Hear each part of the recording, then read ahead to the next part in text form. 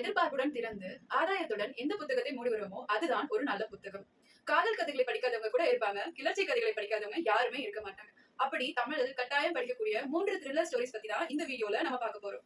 முதல் புத்தகம் பொய்மான் கரடு. 1951 கல்கியால் இயற்றப்பட்ட நூல் இது. இது ஒரு சுவாரஸ்யமான காதல் கிளர்ச்சி நூலாகும். பொய்மான் கரடு அப்படிங்கிற ஒரு இடத்துல நடக்கிற கொலை செய்தவர் யார், கொலை உண்டவர் யார் அப்படிங்கறதையே ட்விஸ்டா வச்சு நமக்கு ஒரு கதையா கொடுத்திருப்பாரு ஆசிரியர் கல்கி அவர்கள். புத்தகம் 2 துப்பறியும் சாம்பு. ஒரு நடுத்தர வங்கியில் வேலை செய்யும் புத்திசாலித்தனம் இல்லாத ஒரு வங்கி எழுத்தர் தன்னுடைய வங்கியில் நடக்கும் குற்ற புதிர்களை தற்செயலாக நகைச்சுவையாகவும் தீர்த்து வைக்கிறார். இதை நமக்கு மிக சுவாரஸ்யமா கொடுத்திருப்பாரு ஆசிரியர் ஆர் மகாதேவன் அவர்கள். புத்தகம் 3 ஜஸ்டிஸ் ஜெகநாதன். இது தேவன் அவர்களால் இயற்றப்பட்ட ஒரு புதுமையான நூலாகும். இந்த நூல் முழுக்க முழுக்க நீதிமன்றத்தில் நடைபெறும் குறுக்கு விசாரணை மையமாக கொண்ட ஒரு விறுவிறுப்பான நூலாகும்.